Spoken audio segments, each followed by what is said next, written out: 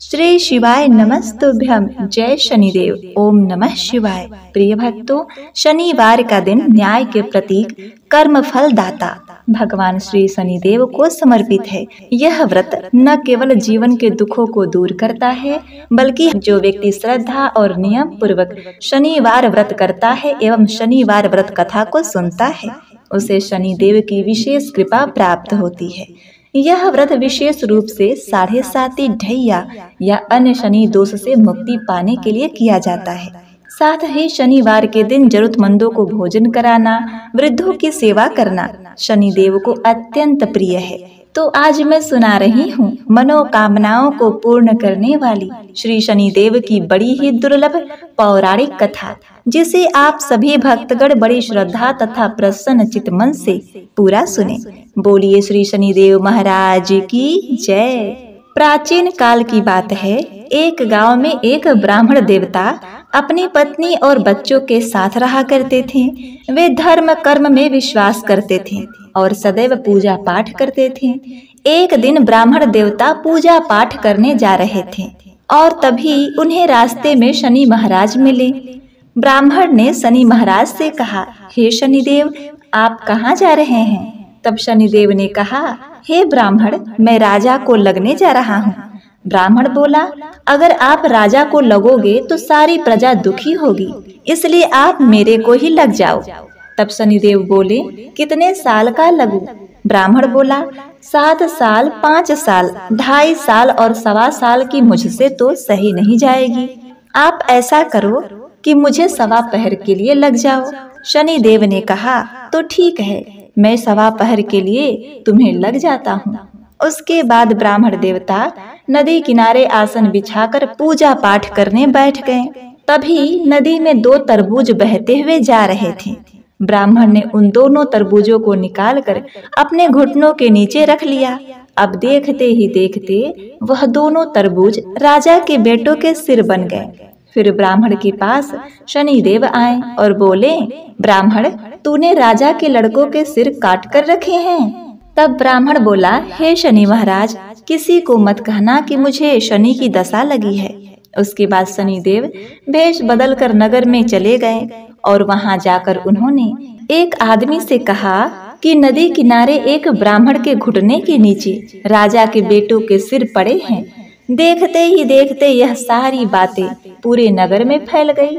जब यह बात राजा को पता चली तो राजा ने कहा कि ब्राह्मण को सूली पर चढ़ा दो, और राजा के आदेश के अनुसार ब्राह्मण को सूली पर चढ़ाने की तैयारी की गई। पहले उन्होंने सोने की सूली बनवाई और उस पर चढ़ाया। जैसे ही ब्राह्मण को सूली पर चढ़ाने लगे, सूली टूट गई। इस तरह उन्होंने चांदी के, तांबे के और लोहे की सूली बनवाकर टंगवाई, लेकिन वह भी टूट गई। वह जिस भी धातु की सूली बनवाकर टांगते वह टूट जाती, और इतनी देर में 1.25 प्रहर पूरा हो गया। वहीं पर राजा के बेटे खेलते कूदते घर आ गए। तब रानी बोली, हे महाराज, ब्राह्मण को तो सूली पर चढ़ा दिया होगा, जाकर देखिए, नहीं तो हमें ब्रह्म हत्या का पाप लगेगा। हमारे पुत्र तो जीवित हैं, वे खेलते खाते हुए घर पर आए हैं। जब राजा को यह पता चला तो राजा को बड़ा पछतावा हुआ। वह जल्दी जल्दी वहां पहुंचा जहां ब्राह्मण को सूली पर चढ़ाया जा रहा था। उसने देखा कि ब्राह्मण तो पाठ कर रहा है। तब राजा ने ब्राह्मण से पूछा कि यह सब क्या है और सूली बार बार क्यों टूट रही है। तब ब्राह्मण ने कहा, हे महाराज, मैं तो पाठ करने जा रहा था, रास्ते में मुझे शनि महाराज मिले। मैंने उनसे पूछा, हे भगवान, आप कहाँ जा रहे हो? तो उन्होंने कहा कि मैं राजा को लगने जा रहा हूँ। फिर मैंने उनसे कहा कि हे प्रभु, अगर राजा को लगोगे तो सारी प्रजा दुखी हो जाएगी, इसलिए आप मुझे लग जाओ। तब शनिदेव बोले कि कितने साल का लगूं? मैंने कहा, मुझसे 7 साल, 5 साल, 2.5 साल या 1.25 साल सही नहीं जाएगी, इसीलिए मैंने 1.25 प्रहर की उन्हें लगने के लिए कह दी। अब 1.25 प्रहर में ही मुझे शनिदेव ने ऐसे रंग दिखाए कि मेरी ऐसी की तैसी हो गई। तब राजा कहने लगा, शनि की दशा कैसे उतरती है? तब ब्राह्मण बोला, हे राजन, सोने चांदी का दान, तांबे का दान, लोहे का दान और पीतल का दान करने से शनि की दशा से राहत मिलती है। तब राजा ने हैरान होकर कहा, हे ब्राह्मण महाराज, राजा महाराजा साहूकार सोने चांदी के दान तो कर देंगे, परंतु गरीब कैसे करेगा? तब ब्राह्मण ने कहा, हे महाराज, भगवान शनि देव को तेल का दिया चढ़ाओ और उन्हें तेल चढ़ाओ और गुड़ की 5 डली चढ़ाओ। इससे शनि की दशा से मुक्ति मिलती है। 7 बार पीपल में जल चढ़ा दो और कहो, शनि देव का सोटा कभी न आवे टोटा, शनि की घड़ी सबकी बला टली। इतना कहकर 7 बार पीपल में जल चढ़ा दो, सारी बला टल जाएगी। ब्राह्मण की बातें सुनकर राजा ब्राह्मण का धन्यवाद करके वहां से चला गया। अब इसके बाद ब्राह्मण देवता वह पोटली लेकर जिसमें उन्होंने तरबूज रखी थी अपने पत्नी के पास आए। जब ब्राह्मण घर पहुँचे तो पत्नी ने पूछा, हे स्वामी, पोटली में क्या लाए हैं? ब्राह्मण ने कहा, बच्चों के लिए तरबूज लाया हूँ। पत्नी ने पोटली खोली, लेकिन यह क्या? तरबूज की जगह उन्होंने सोने, चांदी और हीरे जवाहरात भरे थे। ब्राह्मण यह देखकर आश्चर्यचकित हो गया और प्रसन्न भी हुआ। ब्राह्मण ने शनि देव को प्रणाम किया और कहा, हे शनि देव, आपकी महिमा अपरंपार है। जब आपके 1.25 प्रहर की दशा लगी तो तरबूज राजा के पुत्रों के सिर बन गए, और जब दशा समाप्त हुई तो ये तरबूज सोने चांदी के बन गए। हे शनि देव, कृपा करें कि आपकी कुदृष्टि किसी को न लगे, और जैसे आपने मुझ पर कृपा की वैसे ही सब पर करना। प्रिय भक्तगणों, अब इस प्रकार से उस नगर के राजा ने भी नियमित रूप से हर शनिवार को तेल, गुड़ और सामर्थ्य के अनुसार दान आदि करना शुरू कर दिया। प्रिय भक्तों, आइए अब श्रवण करते हैं समस्त मनोकामनाओं को पूर्ण करने वाली शनिवार व्रत की पौराणिक कथा, जिसे सुनने के बाद ही शनिवार का पुण्य फल प्राप्त होता है और शनि की 7.5 से राहत मिलती है। तो इस कथा को आप पूरा सुने। युधिष्ठिर आदि 5 पांडव वनवास में अनेकों कष्ट भोग रहे थे। उस समय उनके प्रिय सखा श्री कृष्ण जी उनके पास पहुँचे। युधिष्ठिर ने श्री कृष्ण को आया देखकर उनका बहुत ही आदर किया और सुंदर आसन पर बिठाया। श्री कृष्ण बोले, हे युधिष्ठिर, कुशल पूर्वक तो हो? युधिष्ठिर बोले, भगवान, आपकी कृपा है, कृपा करके आप ऐसा व्रत बतलाइए जिसके करने से प्रभु यह ग्रह कष्ट न व्यापे। शनि ग्रह बहुत कष्ट देता है, अतः ऐसा कोई व्रत बताइए जिससे इस कष्ट से छुटकारा मिले। श्री कृष्ण जी बोले, आपने बहुत ही सुंदर बात पूछी है।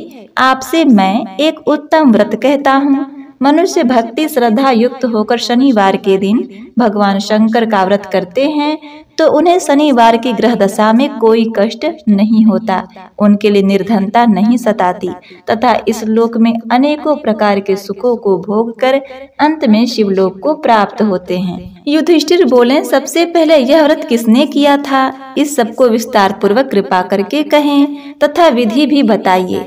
भगवान श्री कृष्ण बोले, हे राजन, शनिवार के दिन, विशेषकर श्रावण मास में शनिवार के दिन लौह निर्मित शनि की प्रतिमा को पंचामृत से स्नान करा के अनेक प्रकार के गंध, पुष्प, अष्टागंध, धूप, फल, उत्तम प्रकार के नैवेद्य आदि से पूजन करें। शनि के 10 नामों का उच्चारण करें। तिल, जौ, उड़द, गुड़, लोहा, नीले वस्त्र का दान करें। फिर भगवान शंकर का विधि पूर्वक पूजन करें और आरती कर प्रार्थना करें कि हे भोलेनाथ, मैं आपकी शरण में हूँ, आप मेरे ऊपर कृपा करें, मेरी रक्षा करो, रक्षा करो। हे युधिष्ठिर, पहले शनिवार को उड़द का भात, दूसरे को केवल खीर, तीसरे को खजला, चौथे को पूरियों का भोग लगावें। व्रत की समाप्ति पर यथाशक्ति ब्राह्मण भोज करवावें। इस प्रकार करने से सब प्रकार के अनिष्ट, कष्ट, व्याधि, व्याधियों का सर्वनाश होता है।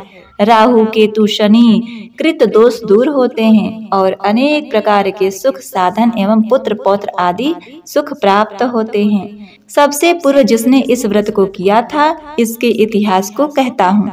पूर्व काल में इस पृथ्वी पर एक राजा राज करता था। उसने अपने शत्रुओं को अपने वश में कर लिया था। दैव की गति से राजा और राजकुमार पर शनि की दशा आई।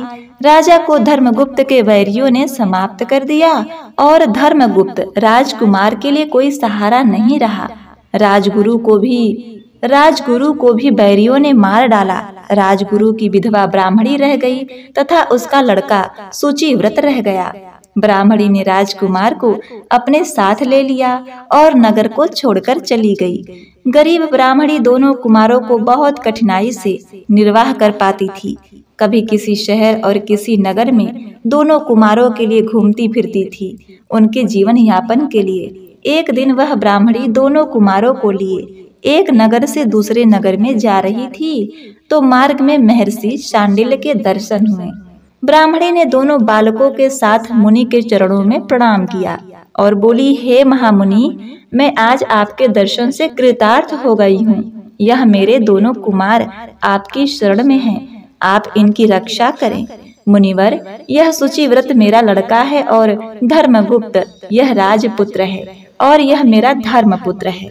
हम घोर दारिद्र्य में पड़े हुए हैं, आप हमारा उद्धार कीजिए। शांडिल्य मुनि ने ब्राह्मणी की सब बात सुनी और बोले, हे देवी, तुम्हारे ऊपर शनि का प्रकोप है, अतः आप शनिवार के दिन व्रत करके भगवान शिव जी की आराधना किया करो, इससे तुम्हारा कल्याण होगा। ब्राह्मणी और दोनों कुमार मुनि को प्रणाम कर शिव मंदिर के लिए चले गए। शनिवार के दिन दोनों कुमारों ने मुनि के उपदेश के अनुसार शनिवार का व्रत किया तथा शिव जी की पूजन किया। इस प्रकार से दोनों कुमारों को व्रत करते 2-4 मास व्यतीत हो गए। एक दिन शुचि व्रत स्नान करने के लिए गया। उसके साथ राजकुमार नहीं था। कीचड़ में उसे एक बहुत बड़ा कलश दिखाई दिया तो शुचिव्रत ने उसको उठाया और देखा तो उसमें धन था। शुचिव्रत उस कलश को लेकर घर आया और माँ से बोला, हे माँ, यह शिव जी के प्रसाद को देखो, भोलेनाथ ने इस कलश के रूप में धन दिया है। माता ने आदेश दिया, बेटा तुम दोनों इसको बांट लो। माँ के वचन सुनकर शुचिव्रत बहुत ही प्रसन्न हुआ और राजपुत्र से बोला, हे भैया, अपना हिस्सा तो ले लो। परंतु शिव जी की पूजा में विश्वास रखने वाला राजपुत्र बोला, माँ, मैं अपना हिस्सा नहीं लेना चाहता हूँ, क्योंकि जो कोई अपने सुकृत से कुछ भी पाता है वह उसी का भाग है और स्वयं उसे आपको ही भोगना चाहिए। भोलेनाथ त्रिकालदर्शी हैं, वे मुझ पर कभी न कभी कृपा अवश्य करेंगे। धर्मगुप्त प्रेम और भक्ति के साथ शनिवार का व्रत करके पूजा करने लगा। इस प्रकार से उसे 1 वर्ष व्यतीत हो गया। वसंत ऋतु का आगमन हुआ। राजकुमार धर्मगुप्त तथा ब्राह्मण पुत्र शुचिव्रत दोनों ही वन में घूमने के लिए गए। दोनों वन में घूमते घूमते काफी दूर निकल गए। उनको सैकड़ों गंधर्व कन्याएं खेलती हुई मिली। ब्राह्मण कुमार बोला, हे भैया, पवित्र पुरुष स्त्रियों के बीच में नहीं चलते, यह मनुष्य को शीघ्र ही मोह लेती हैं। विशेष रूप से ब्रह्मचारी के लिए स्त्रियों से भाषण करना मिलना नहीं चाहिए। परंतु गंधर्व कन्याओं को खेलते हुए देखकर इच्छा रखने वाला राजकुमार खेल खेलने उनके स्थान पर अकेला ही चला गया। ब्राह्मण कुमार नहीं गया। उन गंधर्व कन्याओं के बीच एक प्रधान सुंदरी उस राजकुमार को देखकर मोहित हो गई और उसने अपने संग की सखियों से बोली कि यहाँ से थोड़े दूर पर एक बड़ा ही सुंदर वन है, उसमें नाना प्रकार के सुंदर फूल खिले हैं, तुम सब जाकर उस सुंदर फूलों को तोड़कर ले आओ, तब तक मैं यहीं बैठी हूँ। सखियां आज्ञा पाकर चली गईं और वह सुंदर गंधर्व कन्या राजकुमार पर दृष्टि लगाकर बैठ गई। राजकुमार उसके पास गया। राजकुमार को देखकर गंधर्व कन्या उठी और बैठने के लिए पल्लवों का आसन दिया। राजकुमार आसन पर बैठ गया। गंधर्व कन्या ने पूछा, आप कौन हैं, किस देश के रहने वाले हैं तथा आपका आगमन कैसे हुआ? राजकुमार ने कहा, मैं विदर्भ देश के राजा का पुत्र हूँ, मेरा नाम धर्मगुप्त है। मेरे माता पिता स्वर्गलोक को पधार गए हैं। दुश्मनों ने मेरा राज छीन लिया है। मैं राजगुरु पत्नी के साथ रहता हूँ, वह मेरी धर्म माता है। फिर राजकुमार ने पूछा कि आप कौन हैं देवी, किसकी पुत्री हैं और किस कार्य से यहाँ पर आगमन हुआ है आपका?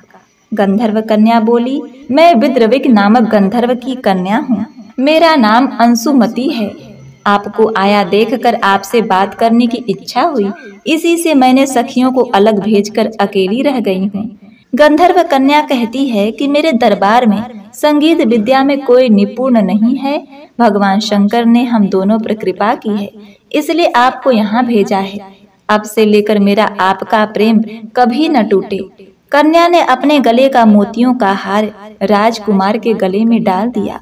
राजकुमार बोला, मेरे पास न राज्य है न धन है, आप मेरी भार्या कैसे बनेंगी? आपके पिता हैं, आपने उनसे आज्ञा नहीं ली है।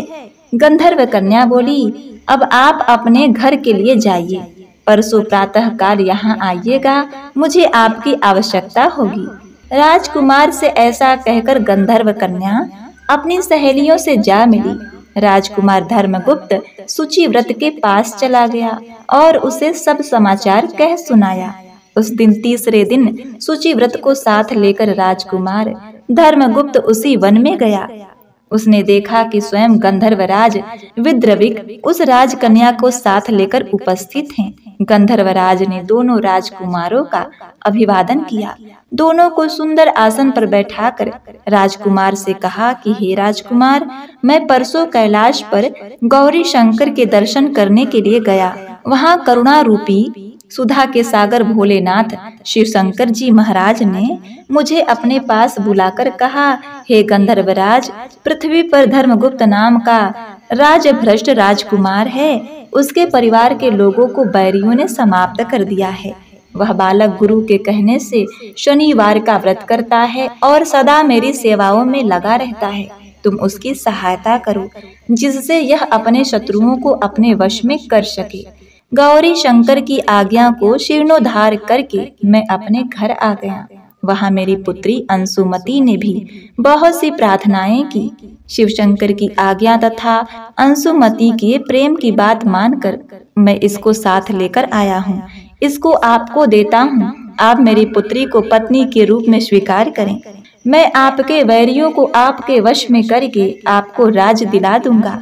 ऐसा कहकर गंधर्वराज ने अपनी कन्या का विवाह राजकुमार के साथ कर दी और राजकुमार की सहायता के लिए गंधर्वों की चतुरंगिनी सेना को तैयार किया।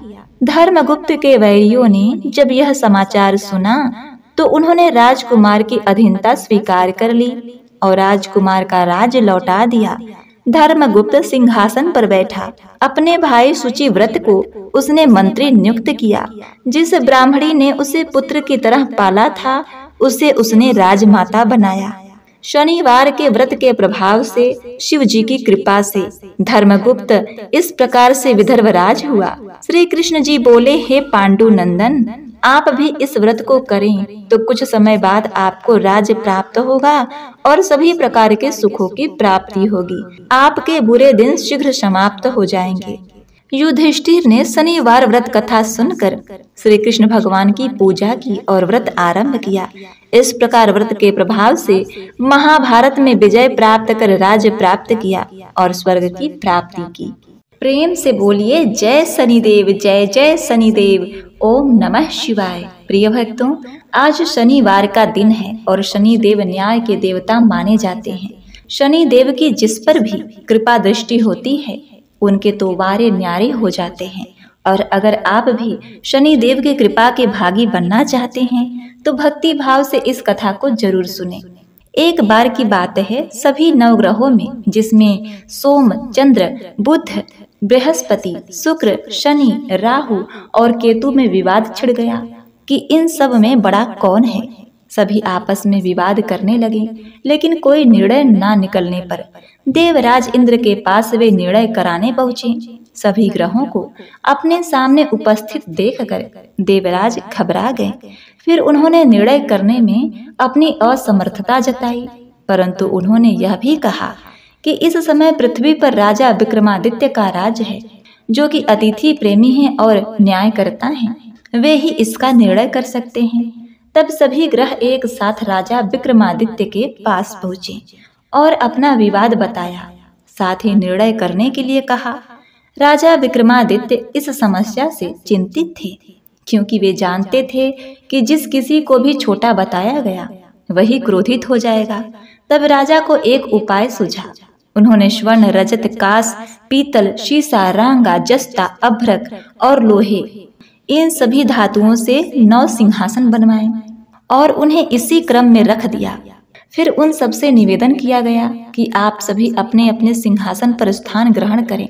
जो भी अंतिम सिंहासन पर बैठेगा वही सबसे छोटा होगा।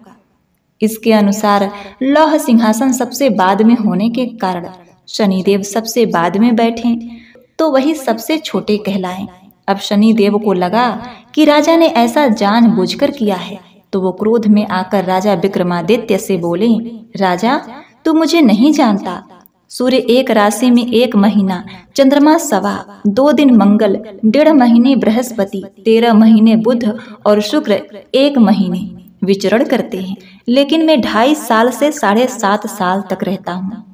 बड़े बड़ों का मैंने विनाश किया है। श्री राम भगवान की 7.5 आई तो उन्हें वनवास हो गया। रावण की आई तो उसकी लंका को वानरों की सेना से हारना पड़ा। उसकी सोने की लंका जलकर राख हो गई। अतः हे राजन, अब तुम सावधान होकर रहना। ऐसा कहकर कुपित हुए शनिदेव जी वहां से चले गए और तब अन्य ग्रह भी खुशी खुशी चले गए। कुछ समय बाद राजा की 7.5 आई। तब शनिदेव घोड़ों के सौदागर बनकर वहां आए। उनके पास कई सारे बढ़िया बढ़िया घोड़े थे। राजा ने यह सब समाचार सुनकर अपने अश्वपालक को घोड़े खरीदने की आज्ञा दी। उसने कई अच्छे घोड़े खरीदे और एक सर्वोच्च घोड़े को राजा की सवारी करने को दे दिया। अब जैसे ही राजा उस घोड़े पर सवार हुए, वह घोड़ा सरपट वन की ओर भागा और घने जंगल में पहुंचकर वह अंतर ध्यान हो गया। तब राजा भूख प्यास से भटकते रहे। तब एक ग्वाले ने उन्हें पानी पिलाया। राजा ने प्रसन्न होकर उसे अपनी अंगूठी दी और वह अंगूठी देकर राजा अपने नगर को चल पड़े। वहां उन्होंने अपना नाम उज्जैन निवासी विक्रमादित्य बताया और फिर वहां उन्होंने एक सेठ की दुकान में रुककर जलपान किया। कुछ देर रुककर आराम किया और भाग्यवश उस सेठ की उस दिन खूब बिक्री हुई। अब सेठ रूप बदले हुए राजा विक्रमादित्य को अपने साथ अपने घर ले गया।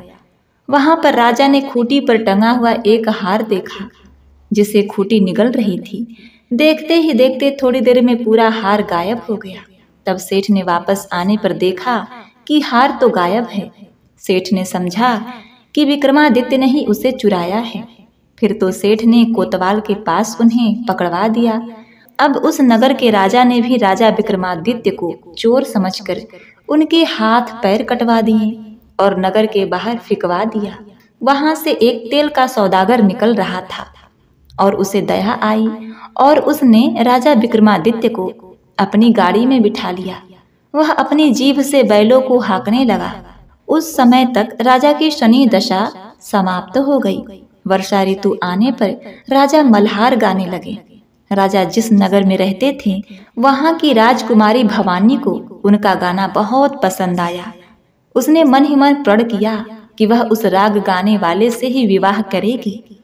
राजकुमारी ने दासी को राग गाने वाले को ढूंढने भेजा।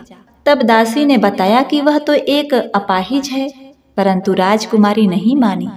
अगले ही दिन वह भूख प्यास त्याग कर अनशन पर बैठ गई। कोप भवन में जाकर अपने आप को अकेले कर लिया और कहने लगी कि विवाह करेगी तो उसी से करेगी। बहुत समझाने पर जब राजकुमारी नहीं मानी तो राजा ने उस तेल के सौदागर को बुलावा भेजा और विवाह की तैयारी करने को कहा। फिर तो राजा विक्रमादित्य का विवाह उस राजकुमारी से हो गया। तब एक दिन सोते हुए स्वप्न में शनिदेव ने राजा को दर्शन देकर कहा कि हे राजन, देखा तुमने मुझे छोटा बताकर कितना दुख झेला है। तब राजा ने उनसे क्षमा मांगी और प्रार्थना करते हुए कहा, हे शनिदेव, जैसा दुख मुझे दिया किसी और को मत दीजिएगा। तब शनिदेव मान गए और कहा कि जो मेरी कथा एवं व्रत करेगा उसे मेरी दशा में कभी कोई दुख नहीं होगा।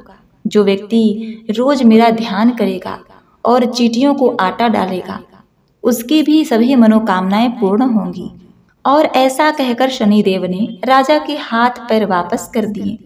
इधर प्रातः काल आंख खुलने पर राजकुमारी ने देखा तो वह बड़ी ही आश्चर्यचकित हुई। तब राजा विक्रमादित्य ने राजकुमारी को बताया कि वह उज्जैन के राजा विक्रमादित्य हैं। यह जानकर सभी अत्यंत ही प्रसन्न हुए। सेठ ने अब जब सुना तो वह राजा के पैरों पर गिरकर क्षमा याचना करने लगा। राजा ने कहा, हे सेठ, यह तो शनिदेव का क्रोध था, इसमें किसी का कोई दोष नहीं। सेठ ने फिर से निवेदन किया कि राजन, मुझे शांति तभी मिलेगी जब आप मेरे घर चलकर भोजन करेंगे। तब सेठ ने अपने घर तरह तरह के व्यंजनों से राजा का सत्कार किया। सभी ने देखा कि जो खूंटी हार निगल गई थी, अब वही खूंटी हार को उगल रही थी। सेठ ने अनेक मुहरे देकर राजा का धन्यवाद किया। इसके बाद राजा रानी को लेकर अपने राज्य वापस लौट आए, जहां पर उनका खूब धूमधाम से स्वागत किया गया। विक्रमादित्य ने कहा कि उन्होंने शनिदेव को छोटा बताया था, लेकिन वे तो सर्वश्रेष्ठ हैं। तब से राजा विक्रमादित्य के राज्य में शनिदेव की पूजा और कथा रोज होने लगी। प्रेम से बोलिए श्री शनिदेव महाराज की जय। नमः पार्वती पते, हर हर महादेव। हरे कृष्णा। प्रिय भक्तों, अब आइए सुनते हैं भगवान शनिदेव की महिमा की वह कथा, जो कथा सुनने के बाद और उनका मन भावपूर्ण हो जाएगा। आइए श्रवण करते हैं दुख दारिद्र को दूर करने वाली शनिदेव जी की कथा। इसी गांव में एक बहुत ही विद्वान ब्राह्मण रहा करता था। एक दिन रात्रि में उसने सपने में देखा कि एक नीला वस्त्र पहने हुए बहुत ही दिव्य पुरुष उसे कह रहा है कि हे ब्राह्मण देवता, मैं तुझे लगूंगा।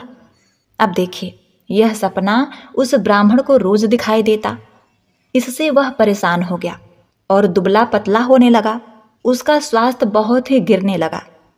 एक दिन उसकी पत्नी ने कहा, देखिए जी, मैं आपको कितना अच्छे से खिलाती पिलाती हूँ, मेवा मिश्री खिलाती हूँ, दूध मलाई खिलाती हूँ, अच्छा भोजन आहार पकाकर खिलाती हूँ, फिर भी आप इतने दुबले पतले क्यों होते जा रहे हैं? इसका क्या कारण है?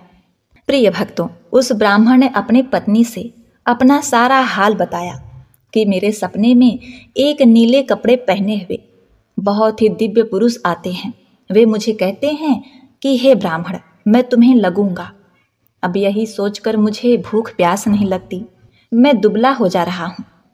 तब ब्राह्मणी ने कहा, हे पतिदेव, मुझे लगता है कि आपको शनि भगवान दर्शन देते हैं। आपके ऊपर शनि की दशा शुरू होने वाली है, इसीलिए आपको वे सचेत करते हैं। अवश्य ही वे शनि महाराज हैं। अब की बार जब दिखेंगे तो आप उनसे कहिएगा कि आप मुझे सिर्फ सवा पहर ही लगिए। प्रिय भक्तगणों, उसी दिन जब रात्रि होती है तो ब्राह्मण फिर से सोता है और उसके सपने में शनि भगवान दर्शन देते हैं और कहते हैं, हे ब्राह्मण, आज मैं तुम्हें लगूंगा। तब ब्राह्मण ने कहा, हे भगवान, यदि आप लगना ही चाहते हैं तो लग जाइए, लेकिन ये बताइए भगवान, आप कितने दिनों के लिए लगोगे? तब शनिदेव ने कहा, हे ब्राह्मण, तुम्हारे ऊपर 7.5 शुरू होने वाली है, मैं तुम पर 7.5 साल के लिए लगूंगा। तब ब्राह्मण ने कहा, क्षमा करो भगवान, इतना भारी तो मुझसे झेला नहीं जाएगा, 7.5 साल बहुत है भगवान। तब शनिदेव बोले, अच्छा 5 वर्ष के लिए लगूंगा। तब ब्राह्मण ने कहा, शनि महाराज, ये भी मेरे लिए ज्यादा है। शनि भगवान बोले, तो ठीक है, 2.5 साल का लग जाऊं। ब्राह्मण ने फिर मना कर दिया। तब शनिदेव कहने लगे, सवा पहर का लगूंगा तो ठीक रहेगा। प्रिय भक्तों, उसे सवा पहर की शनि की दशा लग गई। ब्राह्मण ने नींद से उठते ही अपनी पत्नी से कहा, देखो, मेरे सवा पहर की शनि की दशा लगी है, सो मैं जंगल जाकर समय बिताऊंगा। तुम मेरे खाने पीने का सारा सामान बांध दो और मेरे पीछे किसी से लड़ना मत, घर में बैठी रहना, बच्चों को भी कहीं मत जाने देना और इस सवा पहर में किसी को गाली भी मत सुनाना। ऐसा कहकर ब्राह्मण अपने घर से जंगल की ओर चल दिया। जंगल में ब्राह्मण एक पीपल के पेड़ के नीचे बैठ गया और हनुमान जी का पाठ करने लगा। 1 पहर बीत गया तो ब्राह्मण ने सोचा, बाकी का समय तो रास्ते में ही बीत जाएगा, सो वह वहां से चल दिया। और रास्ते में चलते हुए उसे एक सब्जी मंडी दिखाई दी। उसने सब्जी मंडी में से एक बड़ा सा कद्दू खरीद लिया। कद्दू खरीद के अपने चादर में लपेट करके वहां से चल देता है। तभी रास्ते में शनि महाराज एक साधु का भेष बदलकर उसके पास आते हैं और कहते हैं, तुम्हारे चादर में क्या है? ब्राह्मण ने कहा, हे साधु महाराज, मेरे इस चादर में तो कद्दू है। साधु ने कहा, अच्छा कद्दू है तो दिखाओ। जब ब्राह्मण ने अपना चादर दिखाया तो आश्चर्य, उसमें तो उस राज्य के राजा के बेटे का कटा हुआ सर था। यह देखते ही साधु महाराज, जो कि शनिदेव थे, उस ब्राह्मण को लेकर राज दरबार में पहुंच गए और राजा से कहने लगे, महाराज ये देखिए, ये दुष्ट दुराचारी आपके पुत्र का हत्या करके उसके सर को काट के अपने चादर में लेकर घूम रहा था, इसे आप दंड दीजिए। प्रिय भक्तों, राजा ने जब सुना कि उस ब्राह्मण ने उसके पुत्र को मार दिया है, राजकुमार की हत्या कर दी है, तब राजा बहुत ही क्रोधित हुआ। उसने कहा, मुझे मत दिखाओ, मुझे यह सब कुछ देखा नहीं जाएगा। हे सैनिकों, तुम इसे तुरंत ले जाओ और इसे सूली पर चढ़ा दो। प्रिय भक्तों, जब नगर में यह समाचार मिली कि राजा के पुत्र का सर कट चुका है, एक ब्राह्मण ने उसकी हत्या कर दी है, तो नगर में हाहाकार मच गया और उस ब्राह्मण को सैनिक सूली पर चढ़ाने के लिए ले गए। जब फांसी पर चढ़ाने ही वाले थे, तब जैसा कि नियम होता है, मरने वाले से उसके अंतिम इच्छा को पूछा जाता है, तो सैनिकों ने भी ब्राह्मण के अंतिम इच्छा को पूछा। सैनिकों ने कहा, हे ब्राह्मण, बताओ तुम्हारी अंतिम इच्छा क्या है? प्रिय भक्तगणों, ब्राह्मण ने सोचा कि यदि किसी प्रकार कुछ समय तक के लिए फांसी रुक जाए तो शनि की दशा का 1.25 पहर पूरा हो जाएगा। यह सोचकर उसने कहा, भाई, मैं बचपन से नित्य बालाजी की कथा कहता सुनता आया हूँ, आज मरने से पहले अंतिम बार कथा कह लेने दो। अब क्या था, फांसी देने वाले सैनिकों ने उसकी आखिरी इच्छा पूर्ण होने तक फांसी रोक दी। कहानी कहते कहते 1.25 पहर पूरा हो गया, शनि की दशा खत्म हो गई। अब इधर देखिए, राजा का जो पुत्र था राजकुमार, वह जंगल से शिकार खेलकर वापस राजमहल में आ गया। राजमहल में राजकुमार को देखते ही राजा बड़ा ही प्रसन्न हुआ, लेकिन मन ही मन उसे डर भी लगा। यदि उस निर्दोष ब्राह्मण को फांसी चढ़ा दिया गया होगा तो ब्राह्मण हत्या का दोष लग जाएगा। अब क्या था, राजा ने 2 घुड़सवार को जल्दी से फांसी घर की तरफ दौड़ाया और ब्राह्मण को आदर सहित दरबार में आने का हुक्म दिया। ब्राह्मण राज दरबार में उपस्थित हुआ तो राजा ने क्षमा याचना मांगते हुए कहा कि आपके बगल में जो चादर है उसे खोलकर दिखाओ। राजा के आज्ञा के अनुसार ब्राह्मण ने चादर खोली तो उसमें कद्दू था। राजा ने ब्राह्मण को बहुत सा धन दिया और पूछा, हे ब्राह्मण देवता, मुझे यह समझ में नहीं आया, इस सब के पीछे क्या रहस्य है? ये सब क्यों हुआ? आखिर ये सब था क्या? तब ब्राह्मण ने कहा, हे महाराज, मुझे 1.25 पहर की शनि की दशा लगी थी, इसीलिए यह सब कुछ हुआ। राजा ने कहा, हे ब्राह्मण देव, शनि की दशा किस प्रकार टलती है? ब्राह्मण ने कहा, हे राजन, यदि राजा या सेठ को यह दशा लगती है तो काला हाथी या काला घोड़ा दान करना चाहिए। गरीब को शनि की दशा लगती है तो पीपल की पूजा करें और बोले, साचा शनिचर कहिए, जाके पांव सदा ही पड़िए। शनि की कहानी सुने, तिल, तेल और काला उड़द आदि का दान दें। काले कुत्ते को तेल चुपड़ी रोटी खिलाएं तो शनि की दशा उतर जाएगी। अब देखिए, राजा ने उस ब्राह्मण को कद्दू वापस कर दिया। अब घर आकर ब्राह्मण ने कद्दू अपनी पत्नी को दिया। जब उसकी पत्नी ने सब्जी बनाने के लिए उस कद्दू को काटा तो उसके बीजों की जगह हीरे मोती निकलने लगे। ब्राह्मणी ने पूछा, हे पतिदेव, ये सब क्या है? इसमें से हीरे मोती कैसे निकल रहे हैं? इसे कहाँ से लाए हैं आप? तब ब्राह्मण ने कहा, हे प्रिय, जब शनि की दशा लगी थी तो ये कद्दू कुंवर का सर बन गया था, और जब दशा उतरी है तो शनि जी ने कैसे निहाल कर दिया, हमें माला माल कर दिया। हे शनि देवता, जैसे ब्राह्मण को शनि की दशा लगी वैसे किसी को शनि की दशा न लगे।